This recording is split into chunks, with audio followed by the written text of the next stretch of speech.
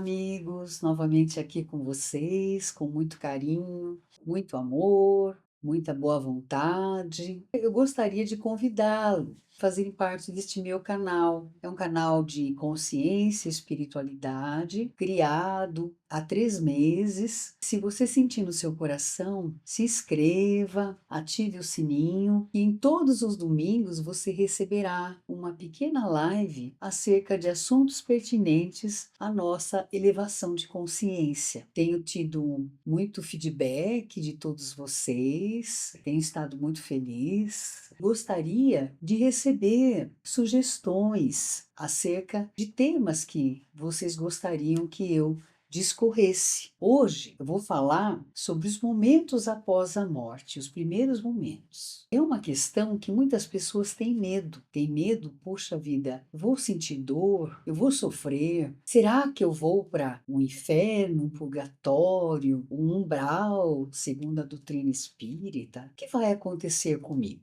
Nós faremos uma explanação em 2 momentos. O momento, os primeiros momentos após a morte, e na próxima aula nós falaremos sobre a nossa reavaliação de nossa vida. O momento em que é passado aquele filminho acerca do que nós fizemos, de bom e de ruim. Então a gente vai começar agora. Eu espero que vocês gostem. Fique à vontade para dar os feedbacks de vocês. Eu vou falar sobre a visão espírita, sobre os primeiros momentos após a morte. No livro O Consolador, de Chico Xavier e Emmanuel, ele traz para nós, no capítulo 146, a questão se a morte é um acontecimento fatal, ou seja, ele acontece. É fatal o instante da morte? Aí ele diz assim, a resposta: com exceção do suicídio, todos os casos de morte são determinados previamente pelas forças espirituais que determinam a atividade do homem sobre a terra. Mas ele diz o seguinte: quem pratica a educação do espírito e a iluminação de seu íntimo pode modificar esse determinismo.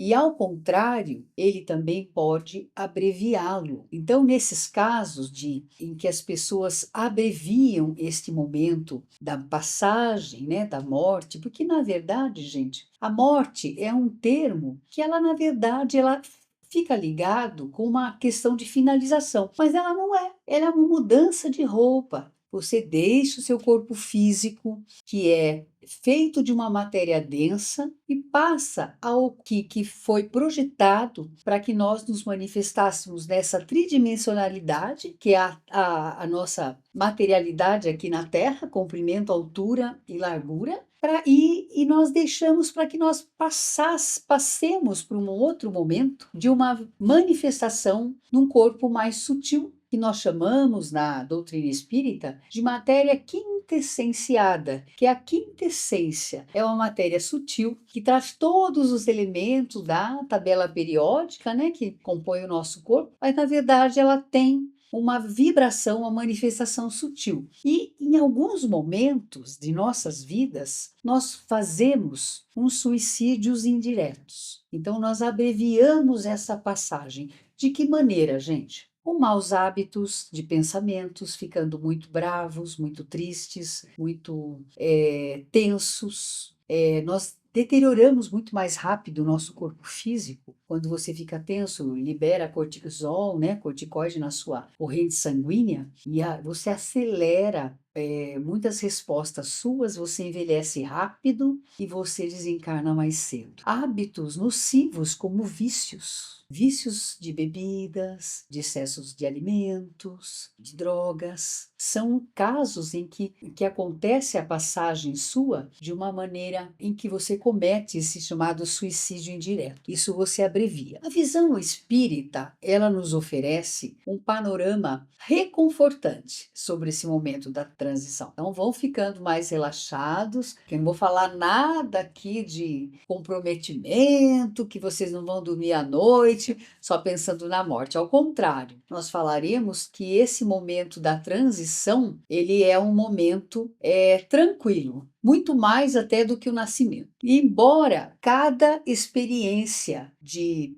pessoas, né, que fazem a passagem sejam únicas, então cada pessoa vai ter sua experiência e existem ocorrências semelhantes em cada um. Mas uma coisa que eu gostaria que vocês soubessem: o espírito jamais fica sozinho no momento de sua morte. Sempre, como mostra essa fotografia, existem os nossos amparadores que estão aos nossos lados para que nós tenhamos a confiança nesse momento de transição. E aí, a doutrina espírita, né, ela classifica 5 etapas após a morte. Ela classifica a primeira como o desprendimento do corpo físico, a segunda como um período de perturbação, mas não é uma perturbação, viu, gente, assim, que você vai ficar apavorado, nada disso, a gente vai explicar direitinho. A terceira é um reencontro com o mundo espiritual. A quarta é uma avaliação da nossa jornada terrena. E a quinta é a continuidade de nossa jornada. Hoje, nessa primeira live, nós falaremos sobre as 3 primeiras etapas. As 2 últimas, que requerem uma explanação um pouco mais detalhada, porque elas trazem informações importantes, essas sim nós devemos saber, elas serão faladas numa outra aula. Então,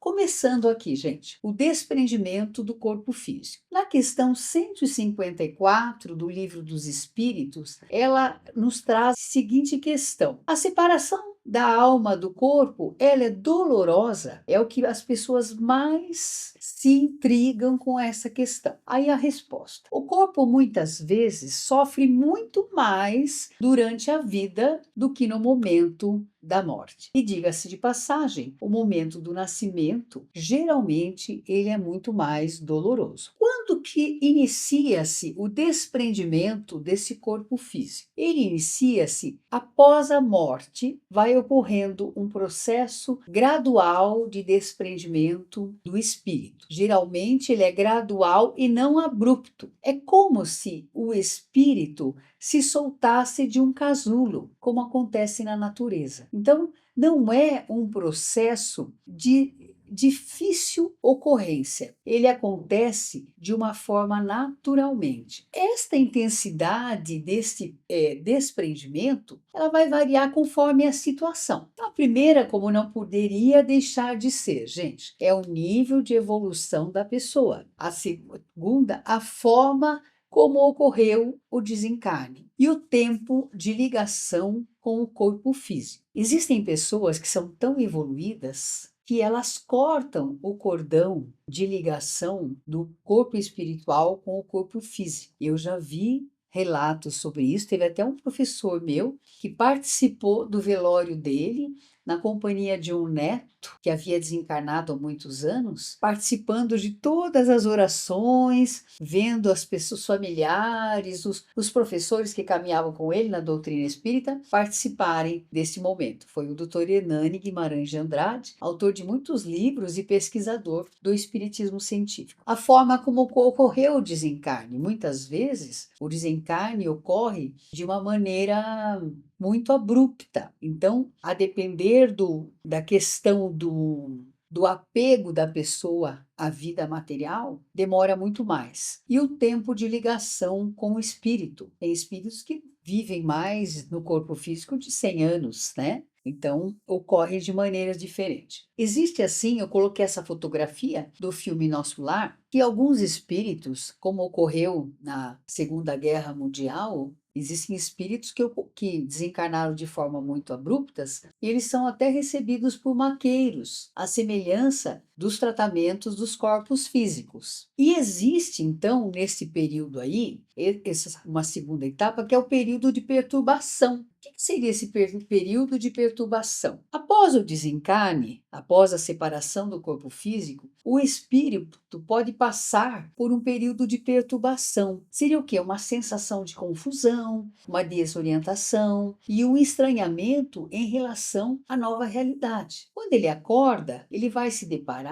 muitas vezes com uma nova situação. Às vezes é um hospital diferente, às vezes ele está cercado de pessoas diferentes. É como quando, muitas vezes no corpo físico mesmo, como nós morremos todo dia, né? Toda noite a gente sai, desprende e volta do corpo físico. Nos mantemos ligados a ele por um fluido de energia, de condensação de energia. E o que acontece? Aconteceu várias vezes comigo, por exemplo. Teve uma época que eu precisava tomar uma decisão muito importante, que foi um verdadeiro desencarne. É como se eu tivesse desencarnado. Meu pai estava muito doente na cidade aqui de Sorocaba e eu morava em Bauru, tinha uma clínica que eu adorava, enorme, uns companheiros espirituais, eu me desenvolvi muito lá. E o que aconteceu? Minha mãe estava também já bastante idosa e eu me vi no compromisso de voltar para Sorocaba para cuidar dos dois. Muito bem, tinham duas filhas, tinham uma amizade de 20 anos, um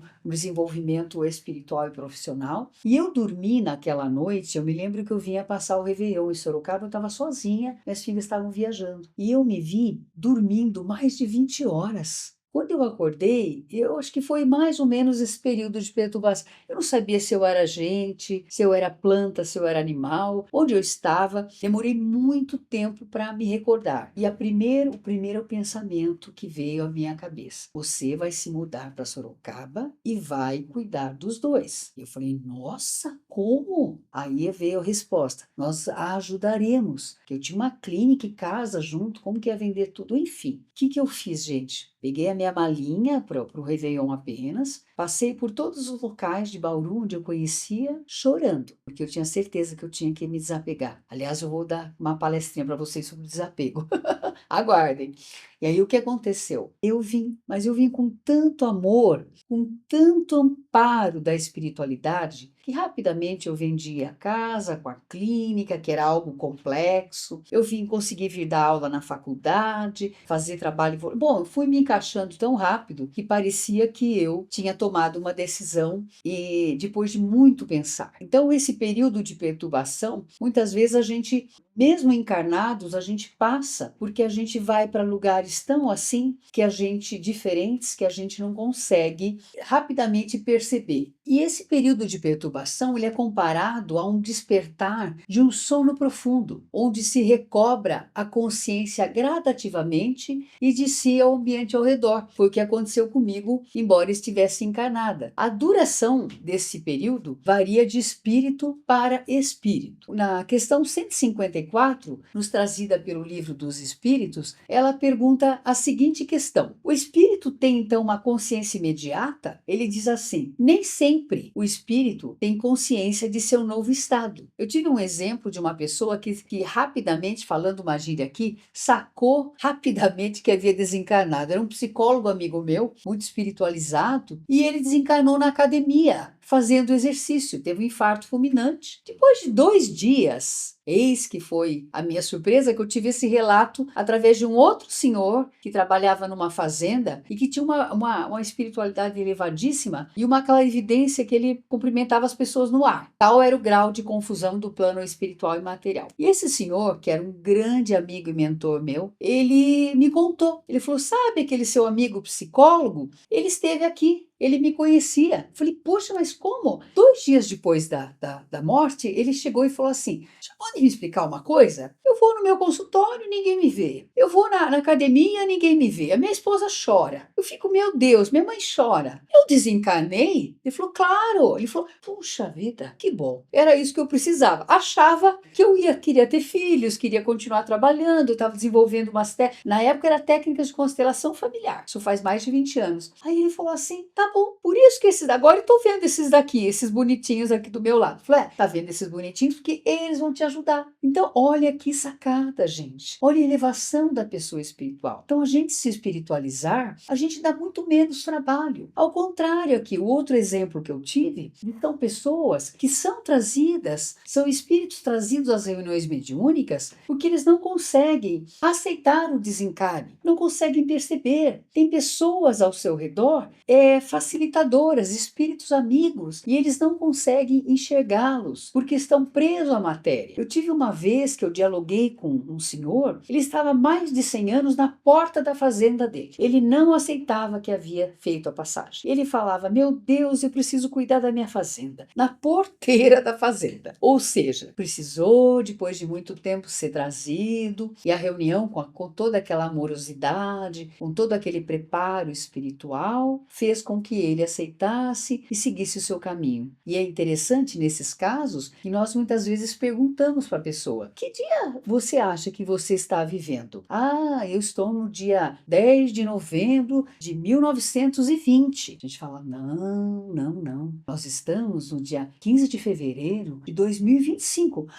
Nossa, não senti tanta passagem. Então, realmente, às vezes a dificuldade é muito grande. Nessa mesma questão, ele diz o seguinte: mas qual seria a causa da perturbação que se segue após a morte? Aí ele diz assim: a perturbação é causada pela presença do perispírito, que envolve o corpo físico e retém os fluidos do corpo. Eu vou mostrar para vocês agora, mais ou menos, como seria o corpo espiritual, que é a cópia ipsis literis de nosso corpo físico. Nós temos o espírito, o perispírito e o corpo físico. Então, o corpo físico é de uma matéria mais densa, o perispírito é um fluido intermediário e o espírito é nossa energia. Então, aqui eu trouxe alguns slides para mostrar para vocês mais ou menos exemplos de perispírito. Lembra aquele filme Ghost, né? Tão famoso, aquele casal lindo? Então, ele aparece naquela matéria sutil. Então, aqui o menino estudando com a mentora ao lado dele, o intuindo para que absorva aquele conteúdo. Aqui o senhor fazendo uma leitura, a sua mentora a nível de perispírito, o intuindo para que ele aprenda o necessário. E aqui, gente, uma criança brincando com o avô. E aqui me lembro muito, vou contar mais um causinho para vocês aqui, que eu fiz um curso na França, uma época, e eu deixei minha filha aqui de 3 aninhos. Não dava para levar, era um curso meio intenso. E quando eu voltei um dia, tadinha ficou doente, teve um monte de coisinha. Ai, meu Deus. Aí o que aconteceu? Tínhamos um quadro do avô do meu marido na época, que havia sido prefeito de Bauru, deputado por lá, pintaram um quadro. E ela um dia falou assim: mamãe, quem é aquele senhor ali? Eu falei: ah, é o seu bisavô. Mas ele já faleceu, filhinha, há muitos anos. Ninguém o conheceu porque ele desencarnou rápido, muito cedo. Aí ela falou: não, não, mamãe, não morreu, não. Eu falei: mas como não? Mamãe, quando você estava viajando, estudando, ele vinha toda noite brincar comigo. Eu falei: ai, que coisinha mais linda. Então, assim, reforçando, né, gente, esse paparico aí que nós recebemos da espiritualidade. Eu trouxe aqui um slide de um livro, até vou mostrar para vocês aqui o livro físico. Esse livro Perispírito é um verdadeiro compêndio acerca do que é o nosso perispírito. Uma aula, eu preparei uma aula há uns 20 anos atrás, acerca disso. Então, ele traz todas as características do perispírito. Então, é muito importante, quem tiver curiosidade, é um livro, eu acredito que talvez tenha o livro digital, mas é um livro bem interessante. Eu utilizei bastante e ainda utilizo. E eu tive assim, mostrando esse slide para vocês, para falar alguma coisa, montar alguma coisa a respeito do perispírito especificamente para vocês. Então, muitas vezes, as condições do perispírito, quando a gente desencarna, estão muito difíceis. Então, o que acontece? Nós passamos imediatamente, né, após o desencarne, fomos transferidos para um hospital espiritual. Olha que coisa linda. A gente que trabalha em hospital fala: meu Deus, né? E a gente vê que hoje em dia a arquitetura hospitalar estão trazendo aquela questão de hotelaria. Então o conceito está mudando. Aqui mostra o André Luiz, quando ele desencarnou, sendo assistido pelo seu mentor. E muitas vezes as pessoas passam por esse hospital e ficam determinado tempo ali se refazendo energeticamente o seu perispírito. Uma outra etapa, eu ia até comentar uma questão com vocês. Muitas vezes esse período em que fica-se no mundo espiritual, no hospital, é muito relativo. Aquele meu amigo, por exemplo, ele tinha um corpo muito